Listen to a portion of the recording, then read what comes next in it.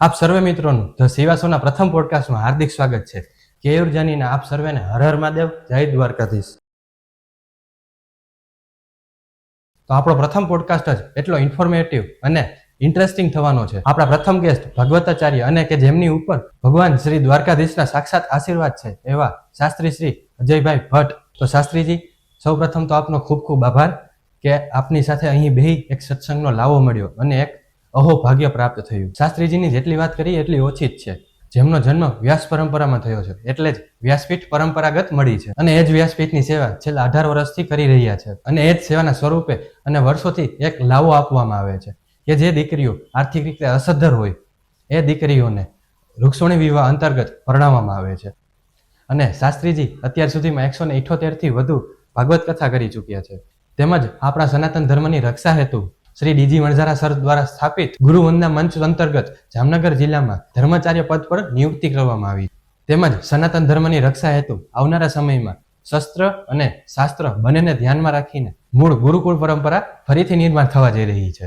તેમજ વડીલો અને વૃદ્ધોને સંતાનો મળી રહે તેમજ જન્મોથી માતા પિતાની છત્ર છાયા જે બાળકો પર નથી એવા બાળકોને માતા પિતા મળી રહે એ હેતુથી આપણું ઘર એમ કરીને એક પ્રોજેક્ટ નિર્માણ થવા જઈ રહ્યો છે. આવા ઉત્તમ વિચાર ધરાવનારા શાસ્ત્રી શ્રી અજયભાઈ ભટ્ટનું ધ સેવાસોના પ્રથમ પોડકાસ્ટમાં હાર્દિક સ્વાગત છે. જય દ્વારકાધીશ. જય દ્વારકાધીશ. તો દાદા, આપણે એક કહેવત છે કે માંગો 20 અને આપે 30, એ આપણે દ્વારકાધીશ. તો એના વિશે આપણે જેટલું પણ કહીએ એટલું ઓછું જ છે. તો એના વિશે તમે થોડું કૃષ્ણ વિશે વર્ણવો.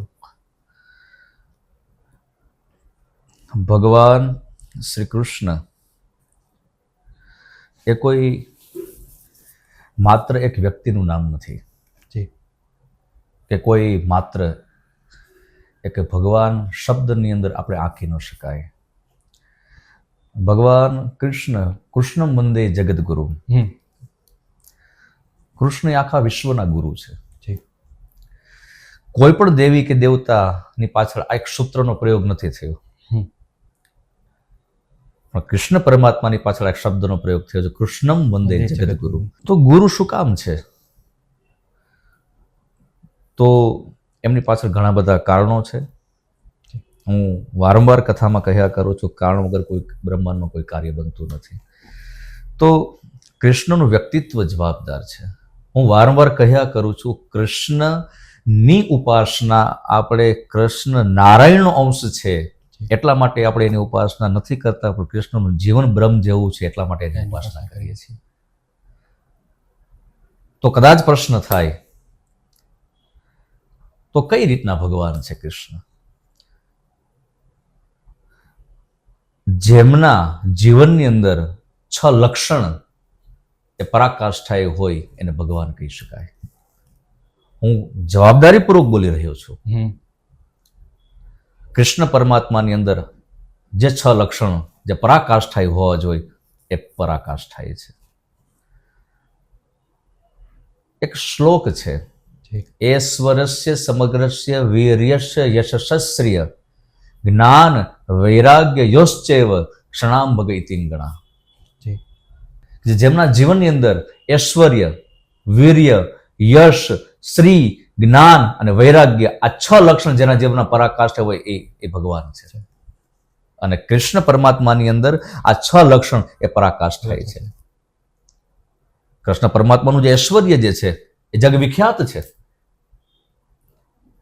એના જો ઐશ્વર્ય તમને ક્યાંય પણ આ સંસારની અંદર ક્યાંય જોવા ન મળે. કોઈ પણ દેવી દેવતાની અંદર જે કૃષ્ણનું જે ઐશ્વર્ય છે એની સાથે કમ્પેરિઝન ન કરી શકાય. તો ઐશ્વર્ય પણ એ પરાકાષ્ઠાય છે.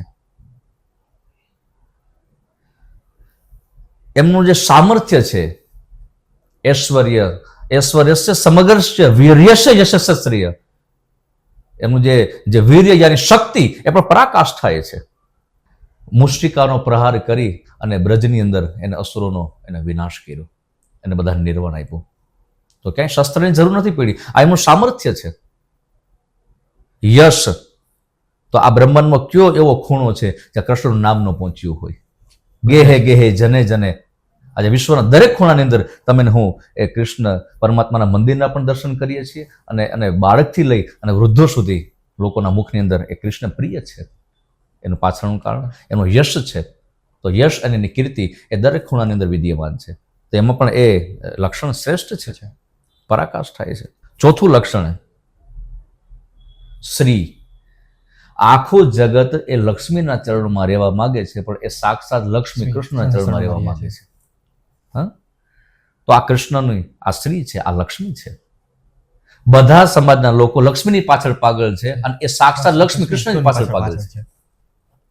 તો આ એનું સ્ત્રી છે, આ એમની લક્ષ્મી છે. આ ચોથું લક્ષણ એ પણ પરાકાષ્ઠ થાય એ પ્રમાણિત થઈ ગયું છે. અને ત્યારબાદ પાંચમું લક્ષણ જ્ઞાન. તો જ્ઞાન વિશે તો હું એટલું જ કહીશ કે સમસ્ત શાસ્ત્ર રૂપી જળ શ્રીમદ ભગવદ્ ગીતા રૂપી મહાકુંભની અંદર છે. અને એ જે મહાકુંભની અંદર જે ગીતા રૂપી જ્ઞાન, જે ગીતા સમાવિષ્ટ છે, એ સ્વયં એ ગીતાના ગાનાર એ ભગવાન શ્રી કૃષ્ણ છે. ભગવાન શ્રી કૃષ્ણનું જ્ઞાન એટલે શ્રીમદ ભગવદ્ ગીતા. અને ત્યારબાદ અંતિમ લક્ષણ છે એ છે વૈરાગ્ય, જે પણ પરાકાષ્ઠ થાય છે. આવડી મોટી યાદવા સ્થળી થઈ. જે પરિવારની અંદર એક સ્વજન એ છોડીને જતો રહ્યો હોય, એ વેદના એ માને પૂછો, એ પિતાને પૂછો. અને અહીં તો કૃષ્ણ પરમાત્માનો સમસ્ત પરિવાર એ યાદવ, જ્યારે ભાલકા તીર્થની અંદર યાદવા સ્થળી થઈ, આખો પરિવાર કપાઈ ગયો. કૃષ્ણ પરમાત્મા માત્ર ને માત્ર જ્યારે એના મુખ પર દ્રષ્ટિ કરી ત્યારે સ્મિત હતું અને પછડી ખંખેરી અને ભગવાન દ્વારકાધીશ નીકળી ગયા. કોઈ પણ જાતનો શોક નહીં. એક વ્યક્તિ જતો રહ્યો હોય તો કેટલો શોક હોય, આ આખો પરિવાર કપાઈ ગયો છે, છતાં મુખ ઉપર સ્મિત છે. આ સમાજને પ્રેરણા આપે છે. આ કૃષ્ણનો વૈરાગ્ય સિદ્ધ થાય છે, કોઈ પણ જાતની અસર નહીં. તો આ 6 લક્ષણ કૃષ્ણ પરમાત્માના જીવનની અંદર પરાકાષ્ઠ થાય છે, એટલે જ એ ભગવાન છે. એટલે બાકી તો આમ કૃષ્ણ વિશે તો ઘણું બધું બોલી શકાય છે, પણ મારી દ્રષ્ટિએ કૃષ્ણ, ફરી ફરીને કહું છું, કૃષ્ણ નારાયણનો અંશ છે એટલે હું એમની ઉપાસના નથી કરતું, પણ કૃષ્ણનું જીવન બ્રહ્મ જેવું છે એટલે એની ઉપાસના કરીએ છીએ. વાહ ભાઈ, તો જે આપ હમણાં જાણો જ છો કે 5-6 દિવસ પહેલા જે કાંઈ પણ થયું ધર્મના નામ ઉપર, તો એમાં એક ભગવદ્ ગીતામાં એક શ્લોક છે, લગભગ અધ્યાય 7માં 4થો શ્લોક છે, યદા યદા હિ ધર્મસ્ય. તો એના વિશે તમારું શું કહેવાનું છે? આજે શ્લોક જે છે, હું એવું સમજી શકું છું, કદાચ મારી દ્રષ્ટિએ સમસ્ત જે શ્રીમદ ભગવદ્ ગીતાના જે 700 શ્લોક છે એનો કદાચ સાર પણ કહી શકાય. જી, કારણ કે યદા યદા હિ ધર્મસ્ય ગ્લાનિર્ભવતિ ભારત અભ્યુત્થાનમ ધર્મસ્ય તદાત્માનં સુજામ્યહં પવિત્રાણાય સાધુનાય વિનાશાય ચતુષ્કૃતામ ધર્મ સંસ્થાપનાથાય સંભવામિ યુગે યુગે. આજે આખો જે સંપૂર્ણ જે શ્લોક છે, કદાચ મારી પરિભાષામાં જો મને પ્રશ્ન કરે તો હું વારંવાર કહી તો આવ્યો છું કે કૃષ્ણ એ વર્તમાન સમયની માંગ પ્રમાણે પરમાત્માએ આ ધરાતલ પર અવતાર લીધો છે. કૃષ્ણ નારાયણનો અંશ છે, પણ એ જ આદિ નારાયણે જે સમયની જેવી માંગ હતી એ પ્રમાણે અવતરિત થયા છે. ધ્યાન દેના, જે સમયની જેવી માંગ. દર વખતે કૃષ્ણ નથી બન્યા, દર વખતે નારાયણ એ રામ પણ નથી બન્યા, પણ જે સમયની જેવી માંગ એ પ્રમાણે એનું અવતરણ થયું છે. આનો બધું સમાજને પ્રેરણા મળે છે કે જીવનમાં સમયની માંગ પ્રમાણે જીવન હોવું જોઈએ.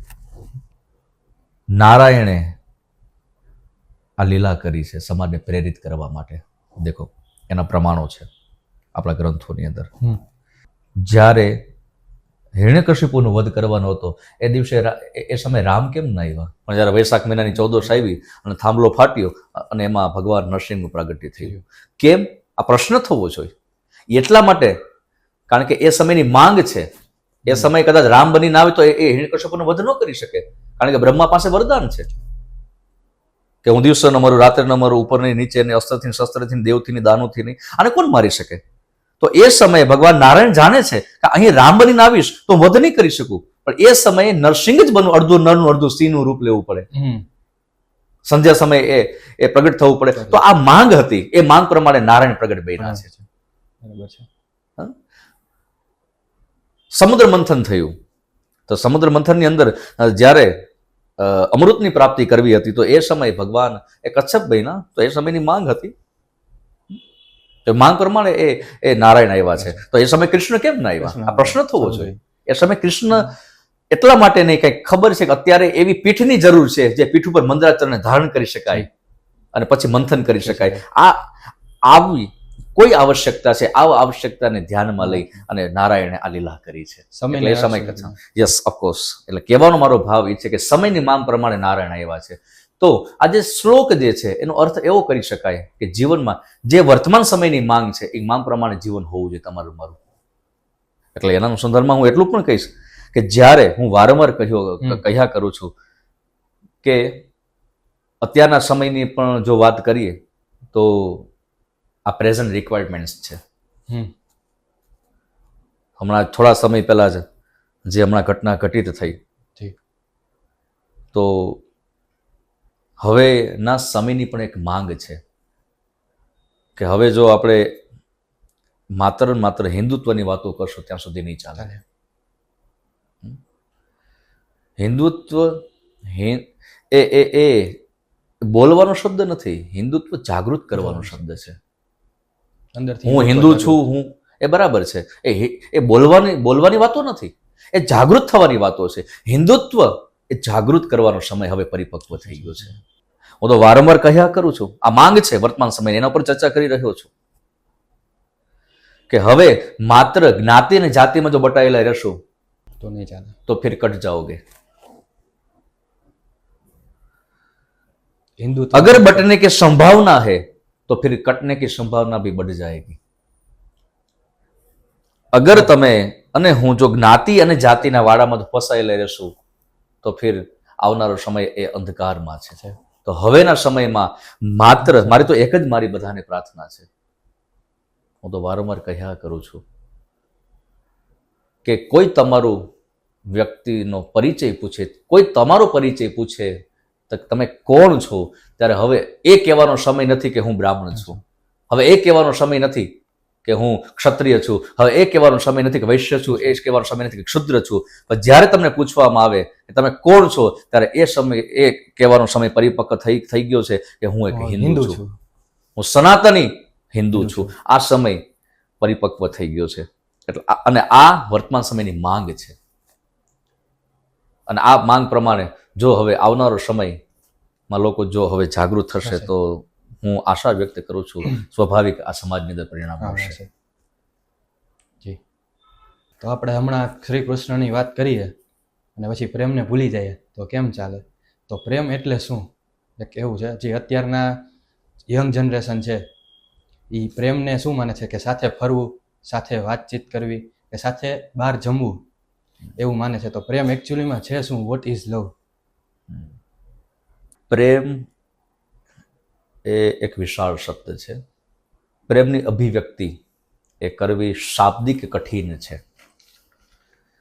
પણ જો કદાચ આપણે પ્રેમ વિશે કદાચ વ્યાખ્યા જો કરવા જાય તો એવી બી થઈ શકે કે પ્રેમની અંદર કોઈ કન્ડિશન ન હોવી જોઈએ. અત્યારનો સમયની અંદર જે પ્રેમની વ્યાખ્યા લોકો કરી રહ્યા છે એ પ્રેમ નથી, એ વાસના છે. પ્રેમ અને વાસનામાં ઘણું બધું અંતર છે. બરાબર. જ્યાં માત્ર ને માત્ર જ્યાં કંઈક મેળવવાની ભાવના હોય એને વાસના કહી શકાય. બરાબર છે. અને જ્યાં કંઈક આપવાની ભાવના હોય એને પ્રેમ કહી શકાય.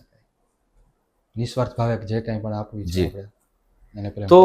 તો પ્રેમ એ વિશાળ શબ્દ છે. પ્રેમની અંદર કોઈ શરત ન હોવી જોઈએ. પ્રેમ એ બિલકુલ અનકન્ડિશનલ હોવો જોઈએ. જ્યાં શરત આવી જાય છે ત્યાં સ્વાર્થ વૃત્તિ આવી જાય છે. જ્યાં શરત આવી જાય છે ત્યાં સ્વાર્થ વૃત્તિ આવી જી. એટલે પ્રેમ એ બિલકુલ અનકન્ડિશનલ હોવો જોઈએ. બિન શરત, જેની અંદર કોઈ પણ જાતની શરત ન હોવી જોઈએ એને પ્રેમ કહી શકાય. અને એ પ્રેમની અંદર શુદ્ધતા છે, એ પ્રેમની અંદર શાશ્વતતા છે. જે પ્રેમની અંદર શાશ્વતતા નથી, જે પ્રેમની અંદર શુદ્ધતા નથી, એ પ્રેમ એ વાસના છે. પણ જે પ્રેમની અંદર શાશ્વતતા છે, જે પ્રેમની અંદર શુદ્ધતા છે, જે પ્રેમનું નિસ્વાર્થપણું છે, એ પ્રેમ એ શુદ્ધ પ્રેમ છે અને એ પ્રેમ એ શાશ્વત પ્રેમ છે. તો પ્રેમનો મિનિંગ એવો થયો કે નિસ્વાર્થ ભાવે આપણે કરેલી એક ભાવના એને પ્રેમ કહી શકાય ને? તો જી, નિસ્વાર્થ પ્રેમની અંદર સ્વાર્થ આવે છે, એટલે મેં જ કહ્યું ને, પ્રેમની અંદર જ્યારે સ્વાર્થ વૃત્તિ આવે છે ત્યારે એ પ્રેમ નથી રહેતો, ત્યારે એ વાસના બની જાય છે. અને જ્યારે પ્રેમની અંદર નિસ્વાર્થ વૃત્તિ આવે છે ત્યારે એ પ્રેમ એ શુદ્ધ પ્રેમ બને છે. એટલે એ વાસનાજન્ય એ પ્રેમ ન કહી શકાય, એને માત્ર ને માત્ર વાસના કહી શકાય. પણ જ્યારે કોઈ પણ જાતની ભાવના નથી હોતી, કોઈ પણ જાતને પ્રાપ્ત કરવાની ભાવના નથી હોતી, કાંઈ મેળવવાની ભાવના નથી હોતી, હા, તો એને પ્રેમ કહી શકાય. એ શુદ્ધ પ્રેમ છે. અને એ જ પ્રેમ રાધા અને કૃષ્ણનો હતો. એ પ્રેમની તો જે પ્રેમની અંદર કોઈ પણ જાતની મેળવવાની ભાવના નથી. આપ દેખો, જે ભગવાન કૃષ્ણ પરમાત્મા એ 11 વર્ષ અને 52 દિવસ જે બ્રજમાં રહ્યા, તો જે રાધા અને કૃષ્ણનો જે પ્રેમ છે એમાં ક્યાંય મેળવવાની ભાવના નથી. મને આજના દિવસે પ્રસંગ પણ યાદ આવે છે. જી, આમ ભાગવતમાં ક્યાંય એવું કહેવાય છે કે રાધા શબ્દ નથી. 18,000 શ્લોક છે શ્રીમદ ભાગવતની અંદર, પણ એમાં ક્યાંય રાધા શબ્દ નથી, રાધા શ્લોક પણ નથી. હા, માત્ર 2 વખત ઈશારો થયો છે. અચ્છા. એક શ્રીમદ ભાગવતના 2ય સ્કંદમાં અને શ્રીમદ ભાગવતના 10મ સ્કંદની અંદર માત્ર ઈશારો થયો છે, પણ પૂર્ણ શ્લોક નથી. કદાચ મને કોઈ એવું પૂછે કે તમારી દ્રષ્ટિએ રાધા શ્લોક છે જ નહીં, તો હું વારંવાર કહેતો આવું છું કે ભાગવતમાં એક શ્લોક એવો પણ નથી જેમાં મારી રાધા ન હોય, જેમાં રાધા ન હોય. દરેક શ્લોકની અંદર એ રાધા છે સાહેબ, કારણ કે કૃષ્ણ હી રાધા હૈ, તો રાધા હી કૃષ્ણ હૈ. આપણે એમાં કોઈ ભેદ ન કરી શકીએ. અને જે દ્રષ્ટિએ ભેદ કર્યો છે એ કૃષ્ણથી ચૂકી ગયા છે. क्योंकि यूं ही समझो कृष्ण ही राधा है और राधा ही कृष्ण है. अगर आप कृष्ण के उपासक हैं तो मेरी दृष्टि से आप राधा के भी उपासक हुए. हाँ, क्योंकि राधा ही कृष्ण है और कृष्ण ही राधा है. तो कृष्ण નું સંપૂર્ણ વિસ્તૃત વિવરણ કરતો કોઈ ગ્રંથ હોય તો શ્રીમદ ભાગવત છે, અને એના 18,000 શ્લોક છે. તો એવું પણ કહી શકાય કે કૃષ્ણના 18,000 શ્લોક નથી, પણ સાથે સાથે રાધાના પણ 18,000 શ્લોક છે. કારણ કે એ દરેક શ્લોકની અંદર એ શ્રી રાધા વિદ્યમાન છે. તો એ રાધા અને કૃષ્ણનો જે પ્રેમ છે એનો ગવાહ એ શ્રીમદ ભાગવત છે. તો ભાગવતની અંદર રાધા નથી. તો મને આજે એક પ્રસંગની સ્મૃતિમાં સ્મરણ થાય છે કે કૃષ્ણ જ્યારે બ્રજ છોડ્યું ત્યારે એ સમય ભાગવતમાં પ્રસંગ નથી, પણ મહાપુરુષો એવું કહે છે કે ત્યારે રાધાને પણ મળ્યા છે. મારે તમને વાત એ કરવી છે, કૃષ્ણ રાધાને માગવાનું કહે છે, માગો. ત્યારે રાધા એમ કહે છે જેને તું સ્વયં મળી ગયો એને શું માગવાની જરૂર છે, અને તું રાધાને માગવાનું કહેશ, તું તારી રાધાને માગવાનું કહેશ. ત્યારે કૃષ્ણ એમ કહે છે અવશ્ય, જ્યાં સુધી માગીશ નહીં ત્યાં સુધી હું અહીંથી જઈશ નહીં. ત્યારે બહુ જ જ્યારે કૃષ્ણ કહે છે ત્યારે રાધાએ એમ કીધું, અચ્છા તારે કૃષ્ણ તારે જો મને આપવું જ હોય એક કામ કર, અત્યાર સુધી જ્યારે જ્યારે તું ભાંગી ગયો છો, જ્યારે તું અંદરથી તૂટી ગયો હતો, ત્યારે એ સમયે તું મધુવનમાં આવતો, મારા ખોળામાં માથું રાખી અને તું રડતો અને હું તને શાંત કરતી. આ પ્રકૃતિ ગવાહ છે. પણ આજ તું મને જો માગવાનું જ કહેતો હો તો આ તારી રાધા તૂટી ગઈ છે અને તારે આપવું જ હોય તો ગોવિંદ એક કામ કર, આજ મને તારા ખોળામાં માથું નાખીને મને રડવા દે. અને જ્યારે આ શબ્દ જ્યારે કૃષ્ણ સુધી પહોંચ્યા ત્યારે કૃષ્ણ ગદગદિત બન્યા છે. કહેવાનો મારો ભાવ, ये राधा है और ये कृष्ण है और ये राधा और ये कृष्ण का विशुद्ध प्रेम है साहब. હવે જે આપણે શુદ્ધ પ્રેમની વાત કરી રાધા અને કૃષ્ણની છે, તો અત્યારના યંગ જનરેશન મીન્સ કે જે અત્યારનું નવું જે લવ બધા કહે છે, તો એ એક એટ્રેક્શન હોય છે અને એક લવ હોય છે. એટલે મીન્સ કે આપણે એક પ્રેમ અને મોહ, એક પ્રેમ હોય છે અને એક મોહ હોય છે. તો બંનેને અલગ અલગ ડિફરન્સ કેમ કરવું કે આ પ્રેમ જ છે અને આ મોહ છે? કારણ કે અત્યારે યુવાનો કે યુવતી હોય બહુ મૂંઝવણમાં છે. ગુડ લુકિંગ હોય અથવા સમજણ મેચ થતી હોય, તો આ એટ્રેક્શન છે અથવા આ પ્રેમ છે, તો એને ડિફરન્સ કેમ કરવો બેને?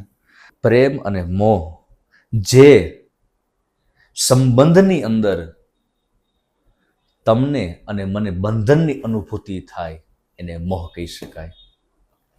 અને જે સંબંધની અંદર તમને અને મને મુક્તિની અનુભૂતિ થાય એને પ્રેમ કહી શકાય. જે સંબંધ તમને મને બાંધવાનું કામ કરે છે એ મોહ છે, એ પ્રેમ નથી. પણ જે સંબંધની અંદર તમને મને બંધનની અનુભૂતિ ન થાય, ફ્રીડમની અનુભૂતિ થાય, મુક્ત અવસ્થાની અનુભૂતિ થાય કે હું મુક્ત છું, હું ફ્રીડમ છું, અહીંયા કોઈ બેડી નથી, અહીંયા કોઈ હાથમાં બેડી નથી, અહીંયા કોઈ પગમાં બેડી નથી, અહીંયા કોઈ કંઠમાં બેડી નથી, જ્યારે કોઈ પણ જાતની બંધનની અનુભૂતિ નથી થતી ત્યારે સમજી લેવાનું કે આ પ્રેમ છે. એ મોહ એ બાંધવાનું કામ કરે છે અને પ્રેમ એ મુક્ત કરવાનું કામ કરે છે. જ્યારે મુક્તિની અનુભૂતિ થાય ત્યારે સમજી લેવાનું કે આ પ્રેમ છે. તો એક મુક્તિને પણ પ્રેમ કહી શકાય. જી અવશ્ય. જે બંધન વગર નિભાવવામાં આવે. જી. તો હવે એક છે એવું કે ધર્મ, આપણે જે વાત થઈ હમણાં ધર્મ, તો વડીલો એવું કહેતા અને આપણે સાંભળી પણ છીએ હજી સુધી કે આપણું ધર્મ છે એ જ આપણું કર્મ છે, અને જે આપણે કર્મ કરી છે એ જ આપણું ધર્મ છે. તો એના ઉપર તમારું શું કહેવાનું થાય? Of course duty is God.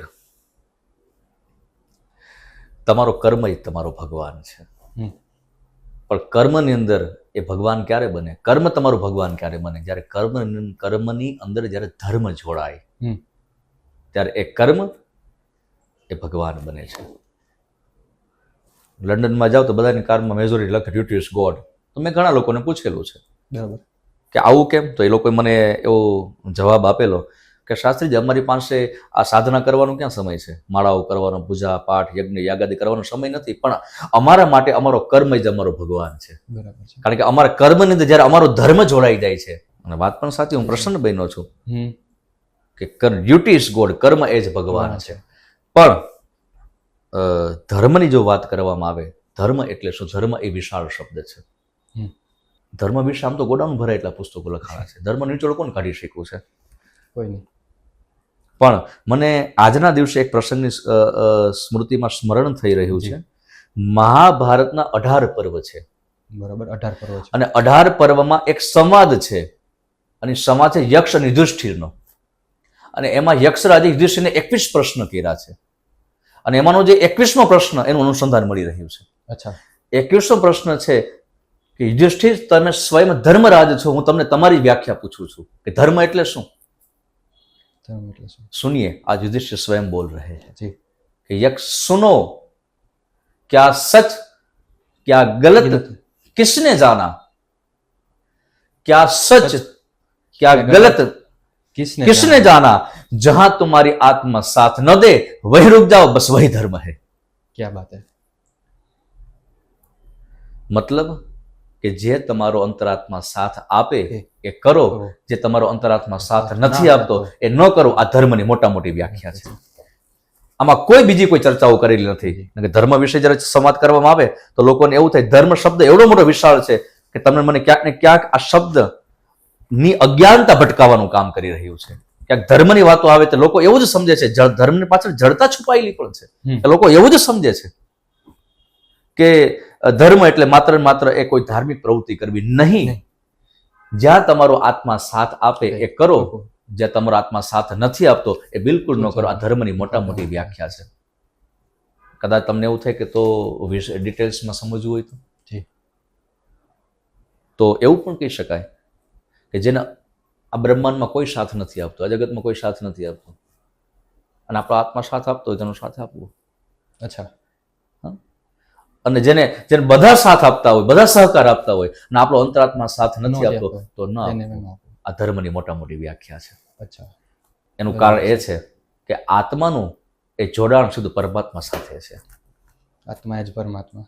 આત્મા શું પરમાત્મા, એટલે આત્માનું કનેક્શન સીધું પરમાત્મા સાથે હોય છે. એટલે પરમાત્મા જ્યારે કોઈ પણ પ્રેરણા આપતા હોય છે ત્યારે આત્મા દ્વારા આપતા હોય છે.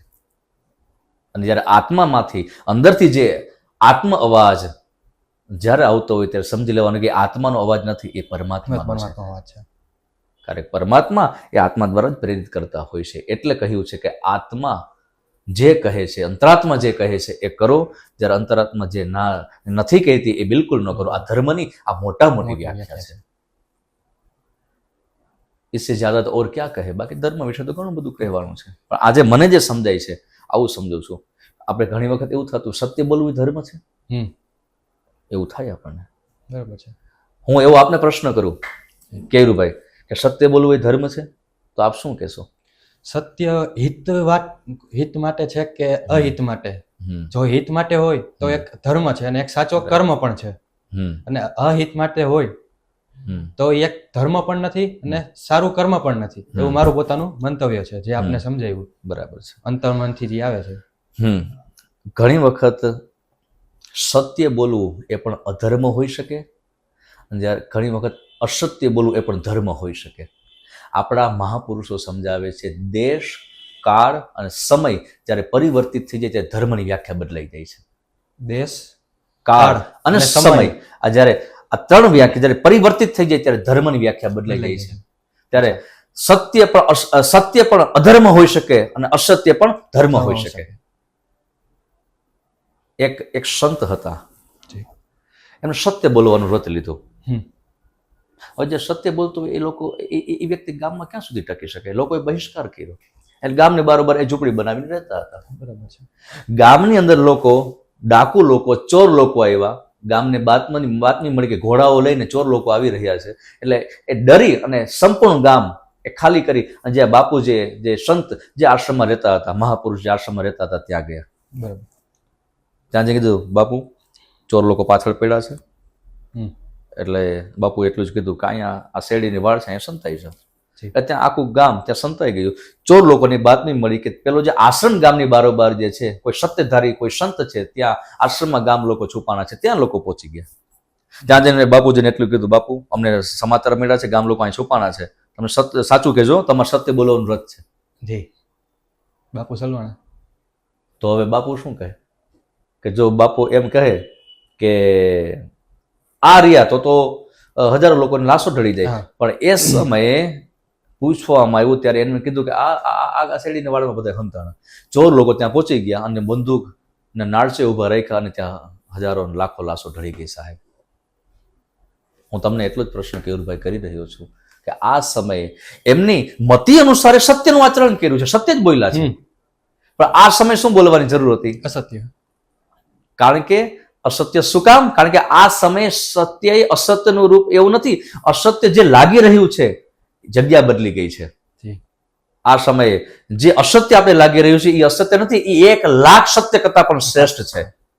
એ હિતાવવા માટે હતું. એટલે હા, આપણા મહાપુરુષો કહે છે જ્યારે કોઈ સ્ત્રીની આબરૂ બચતી હોય, જ્યારે ધર્મ બચતો હોય, જ્યારે રાષ્ટ્ર બચતું હોય, જ્યારે સનાતન ધર્મ બચતો હોય, ત્યારે એ સમયે અસત્ય બોલવું એ પણ 100 સત્ય કરતા નહીં, પણ 1,00,000 સત્ય કરતા શ્રેષ્ઠ છે. આ ધર્મની મોટા મોટી વ્યાખ્યા છે. એટલે હું વારંવાર કહ્યા કરું છું કે સત્ય બોલવું એ પણ ઘણી વખત અધર્મ હોઈ શકે અને અસત્ય બોલવું એ પણ ધર્મ હોઈ શકે. એટલે સત્યનું જો આચરણ કરવું હોય તો સમય પ્રમાણેના સત્યનું આચરણ કરવું. એમાં માનવ સમાજનું કલ્યાણ રહેલું છે, એમાં સનાતન ધર્મનું એમાં પણ કલ્યાણ રહેલું છે. તો આ ધર્મની મોટા મોટી વ્યાખ્યા છે. સમયને અનુલક્ષીને આપણે જે બોલવું એ એક ધર્મ થઈ જાય. હા, સત્ય બોલવું કે અસત્ય બોલવું. હા. તો હવે આપણે જે ધર્મની વાત કરી, તો ધર્મની સાથે કર્મ પણ સંકળાયેલો છે. આપણે જે વાત કરી એમાં તો કર્મમાં લગભગ આપણા વડીલો એવું કહેતા કે આપણો જ્યારે બર્થ થાય, મીન્સ કે જન્મ થાય, ત્યારે છઠ્ઠીએ વિધાતા લેખ લખે અને લેખમાં બધું આપણું ડિસ્ક્રાઇબ થાય કે આવું આવું છે. તો એ પછી અત્યારે જે આપણી સાથે થઈ રહ્યું છે, જે આપણી સાથે પાસ્ટમાં થઈ ગયું અને જે ફ્યુચરમાં થવાનું છે, તો એ શું એ વિધાતાએ લેખમાં લખેલું હતું કે એ આપણા કર્મ છે? બરાબર છે. આપણા મહાપુરુષો એમ કહે છે કે प्रारब्ध पहले बना फिर बना शरीर, ये प्रभु की है कारीगरी, इसमें तू क्यों है गंभीर, कोई कारण होगा, पहले बनती है तकदीरे फिर बने शरीर. એટલે મતલબ એ છે કે પહેલા તમારી મારી તકદીર બની ગઈ છે. આપણી ભારતીય સંસ્કૃતિ પ્રમાણે છઠ્ઠીના દિવસે લેખ લખવાની પરંપરા છે. ત્યારે છઠ્ઠી કરતા હોય છે ત્યારે એક સ્થાપન બનાવવામાં આવે, એક દીપ પ્રજ્વલિત કરવામાં આવે, એક બ્લેન્ક એક કાગળ મૂકવામાં આવે, ત્યાં લાલ કલરની એક પેન મૂકવામાં આવે. આ શું છે? શું વાસ્તવમાં ખરેખર કોઈ પરમાત્મા છઠ્ઠી દિવસે લેખ લખવા આવે છે? અત્યારનું જનરેશન જે CA, ડોક્ટર, એન્જિનિયર, સાયન્ટિસ્ટ થયેલા વિદ્યાર્થીઓ તરત એ વડીલોને પ્રશ્ન કરે કે આજ તમે શું કરી રહ્યા છો? તો વડીલો એમ કહે કે આજના દિવસે આજની રાત્રિ પરમાત્મા લેખ લખવા માટે આવશે, એના માટેની આ વ્યવસ્થા છે, એના માટેની આ વિધિ છે. એટલે એને એક્સાઇટમેન્ટ હોય, એ આખી રાત એ સુવે પણ નહીં, અને સવાર થાય એટલે તરત એ કાગળ વાંચવાની કોશિશ કરે તો એ તો બ્લેન્ક હોય, હજી સુધીમાં કોઈ કાગળ ભરાણા નથી. તો આ શું છે? તો પરમાત્મા વાસ્તવમાં કોઈ લેખ લખવા માટે આવે છે? તો આપણા મહાપુરુષ સમજાવે છે કે એ આપણી ભારતીય સંસ્કૃતિ છે ને, આપણી ભારતીય પરંપરા છે, આપણું સનાતની પરંપરા છે, એનું આપણે વહન કરીએ છીએ. પણ સત્ય એ છે કે છઠ્ઠી દિવસે કોઈ વિધાતા લેખ લખવા નથી આવતો. તો આ શું છે? તો આ ભાગ્ય, આ લેખ, આજે આપણે વાતો કરીએ છીએ, આ બધું શું છે? તો આપણા મહાપુરુષો એ સમજાવે છે કે જ્યારે ગર્ભની અંદર આત્મ પ્રવેશ થાય છે ત્યારે એ આત્મા એક ફાઇલ લઈને આવે છે. અચ્છા, જ્યારે ગર્ભની અંદર આત્મા પ્રવેશ થાય છે ત્યારે એક સાથે ફાઇલ લઈને જ આવે એક ફાઇલ લઈને આવે છે. અને એ ફાઇલ એના કર્મની હોય છે. બરાબર. અને જે ફાઇલ લઈને આવે છે એ જ પ્રમાણે આખું એનું સંપૂર્ણ જીવન હોય છે. એટલે જ આપણા મહાપુરુષો એ પણ કહે છે કે જન્મની તારીખ તમને મને ખબર છે, મૃત્યુની તારીખ ખબર નથી, પણ જન્મની તારીખની સાથે યાદ રાખજો મૃત્યુની તારીખ પણ નક્કી થઈ ગઈ છે. જે પણ કંઈ તમારે મારા જીવનમાં જે પણ કંઈ ઘટના બનવાની છે એનું પહેલેથી બધું નક્કી છે. આ સ્ક્રિપ્ટ પહેલેથી ફિક્સ છે. કોઈ પણ ડાયરેક્ટર એ કોઈ પણ ફિલ્મ એ જ્યારે બનાવવા જઈ રહ્યો ત્યારે એને પહેલા તો સ્ક્રિપ્ટ બનાવવી પડે. બરાબર, બનાવવી પડે. હા, રાઈટ ને? અને જ્યારે સ્ક્રિપ્ટ બનાવે ને પછી એ સ્ક્રિપ્ટ એ જ્યારે એ કલાકારોને આપે છે, એ સ્ક્રિપ્ટ પ્રમાણે એને કિરદાર નિભાવવો પડતો હોય છે. તો એ ફિક્સ જ હોય છે. એમ યાદ રાખજો, તમારો અને મારો જે કિરદાર છે એ ફિક્સ છે. ડાયરેક્ટર પરમાત્મા છે. બરાબર. જે પણ કે અને પણ અહીંયા તફાવત એટલો છે, જે સ્ક્રિપ્ટ આપેલી છે પેલામાં ડાયરેક્ટર નક્કી કરતો હોય છે કે મારે આ સ્ક્રિપ્ટ પ્રમાણે મારે કલાકારો પાસે મારે આ ભૂમિકા ભજવવાની છે. પણ અહીંયા જે સ્ક્રિપ્ટ જે ડાયરેક્ટર એટલે પરમાત્મા જે સ્ક્રિપ્ટ જે નક્કી કરે છે એ સ્ક્રિપ્ટ એની નક્કી કરેલી નથી, એ સ્ક્રિપ્ટ આપણી નક્કી કરેલી છે. અચ્છા. કેમ? તો કે એ જે આખી જે ફાઇલ બની છે, જે સ્ક્રિપ્ટ બની છે, એના જવાબદાર આપણે પોતે છીએ. એના જવાબદાર આપણા નિજી કર્મ છે. આપ જે કર્મ વિશે પ્રશ્ન કરી રહ્યા છો તે નિજી કર્મ જવાબદાર છે. અને જે પણ કઈ જે આપણા કર્મ કર્યા છે એ કર્મની એક ફાઇલ બની છે. અને એ જ ફાઇલ લઈ અને તમે હું આ ધરાતલ ઉપર આવે છે અને એ જ પ્રમાણે તમે હું જીવન જીવીએ છીએ. એ પ્રમાણે તો તમારું અને મારું જે કર્મ છે એ કર્મ ના 3 પ્રકાર છે. 3 પ્રકાર છે. ક્રિયમાન કર્મ, સંચિત કર્મ અને ત્રીજું છે પ્રારબ્ધ કર્મ. પણ જે આપણું જે પ્રારબ્ધ જે છે એ કર્મ સાથે જોડાયેલું. પ્રારબ્ધ કર્મ કે ને કેવું, તમે હું જે પણ કઈ કરીએ છીએ એને ભોગવવાનો સમય એને પ્રારબ્ધ કર્મ કહી શકાય. અચ્છા. તમે હું જે પણ કઈ કર્મ કરીએ એનું સીધું વળતર મળી જાય, અત્યારે જ એનું પરિણામ મળી જાય, એને ક્રિયમાણ કર્મ કહી શકાય. બરાબર. હું અહીં દિવાસળી હું જલાવું, એ કર્મ કર્યું અને કદાચ મારો હાથ દાજી જાય તો મને તરત એનું પરિણામ ભોગવાઈ ગયું, તો એને ક્રિયમાણ કર્મ કહે. તમે જે પણ કઈ કરો છો એનું તાત્કાલિક જે પરિણામ મળે છે એને ક્રિયમાણ કર્મ કહી શકાય. એક બીજું કર્મ એવું છે કે સંચિતમાં જમા થાય છે. ધ્યાન દેના, જે તમે કરો છો એનું તાત્કાલિક પરિણામ નથી મળતું, પણ સંચિતમાં જમા થઈ જાય અને જ્યારે સમયની પછી પ્રતીક્ષા કરે અને જ્યારે એનો સમય એનો જ્યારે પ્રારબ્ધ જ્યારે પરિપક્વ થાય ને ત્યારે એ એટેક કરે, ત્યારે એ પ્રહાર કરે છે. એને કહેવાય એ સંચિત કર્મ. બરાબર છે. સંચિત કર્મ અને પ્રારબ્ધ કર્મ આ એક સિક્કાની 2 બાજુ છે. તો કઈ રીતના સમજ, તો એના માટે એક મને દ્રષ્ટાંત હું આપી શકું. મહારાજ દશરથે શ્રવણ નો જ્યારે વધ થયો, ધ્યાન દેના, અજાણતા થયો છે, જાણી જોઈને નથી કર્યો. અજાણતા થયો છે. અજાણતા થયો છે. એનો કોઈ ઇન્ટેન્શન નતો કે મારે શ્રવણ વધ કરી નાખવો. અચ્છા.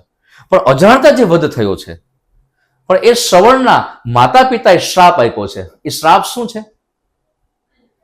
એ શ્રાપ છે કે અમારું પુત્રના વિયોગે મૃત્યુ થઈ રહ્યું છે તો આપનું પણ પુત્રના વિયોગે મૃત્યુ થશે, હું એવો શ્રાપ આપું છું.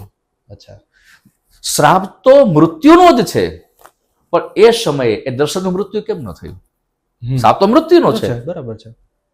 તો કે ત્યાં સંચિત કર્મનો સિદ્ધાંત લાગુ પડે છે. કારણ કે પુત્રના વિયોગે મૃત્યુનો શ્રાપ છે. હવે એ સમયે દશરથ અવિવાહિત હતા તો પુત્રની તો ક્યાં વાત રહી? હવે દશરથના લગ્ન થાય, એમની ઘરે સંતતિ થાય અને સંતતિ પણ એવડી મોટી થાય કે સંતાનનો વિયોગ થાય, ત્યારે એ દશરથ નું મૃત્યુ ત્યાં સુધી પહોંચી શકે. અને ઘટના પણ એવી જ છે. દેખો, રામચરિત માનસ કહે છે કે દશરથની ઘરે 1 સૂત નહીં 4 સૂત હોય, વશિષ્ઠની કૃપાથી ત્યારે 4 સંતાન થયા અને એ 4 સંતાન એવડા મોટા થયા અને 4 સંતાનો વિયોગ થયો. રામ ને લક્ષ્મણ એ વનમાં છે અને ભરત અને શત્રુઘ્ન એ મોસાળે છે અને પાછળથી એ મૃત્યુને અવસર મળી ગયો. અને સંચિત કર્મ એ સમય પ્રહાર કરે છે, સંચિત કર્મ એ સમય પ્રારબ્ધ બની અને મૃત્યુ સુધી પહોંચી ગયું. તો આ કર્મનો સિદ્ધાંત છે. એક વસ્તુ યાદ રાખવી. એટલે આપ જે કહો છો એ બરાબર છે. એ આપણા કર્મ એક આખું આપણું તમે જે કીધું પિક્ચર ડાયરેક્ટરથી કરે તો એનું આખું રિઝલ્ટ અને ક્લાઇમેક્સ આપણે જે મૂવીની લેંગ્વેજમાં કહીએ તો એ પ્રમાણે રિઝલ્ટ આવે છે આપણું આખું. તો હવે કર્મની સાથે કાંડ કરાવે, આપણે થોડુંક રમૂજી ભાષામાં જોઈએ એવા મિત્રો, કારણ કે મિત્રો સાથે હોય તો થોડા ઘણા મસ્તી મજાક અને કાંડ થવાના જ છે. તો એ મિત્રો વિશે શું મિત્રો કોણને કહેવાય સાચા મિત્રો? ઘણા મિત્રો એવા હોય છે કે જે ખાલી સ્વાર્થ માટે જ હોય છે. લાવતો ભાઈ આ બાઇક છે કે લાવતો ભાઈ આ કાર છે. ઘણા મિત્રો એવા હોય છે. કાં પછી ઘણા મિત્રો એવા હોય છે નિસ્વાર્થ ભાવે, જે આપણે પ્રેમની અગાઉ વાત કરી. તો સાચા મિત્રો આપણે કોને ગણવા? જ્યાં પૂર્ણ રીતે રજૂ થઈ શકાય એને મિત્ર કહી શકાય. જ્યાં પૂર્ણ રીતે રજૂ થઈ શકાય એને મિત્ર કહી શકાય. જ્યાં કોઈ પડદા ન રહે. ટ્રાન્સપરન્સી. બિલકુલ. જ્યાં કોઈ પડદા, જ્યાં બધા પડદા ઉથલી જાય, જ્યાં બધા પડદા હટી જાય, કોઈ પડદાની જરૂર ન પડે અને જ્યાં પૂર્ણ રીતે રજૂ થઈ શકાય એને મિત્ર કહી શકાય. મિત્રતા માટે તો ઘણી બધી વાતો છે. મિત્રની વાતો આવે એટલે સ્વાભાવિક બધાને કૃષ્ણ અને સુદામાની મિત્રતા યાદ આવે. મને હું ભાગવતનું આચાર્ય છું એટલે મારો એક પ્રિય પ્રસંગ છે સુદામા ચરિત્ર. જી. મને એક પ્રસંગની એક અનુભૂતિ થાય વારંવાર.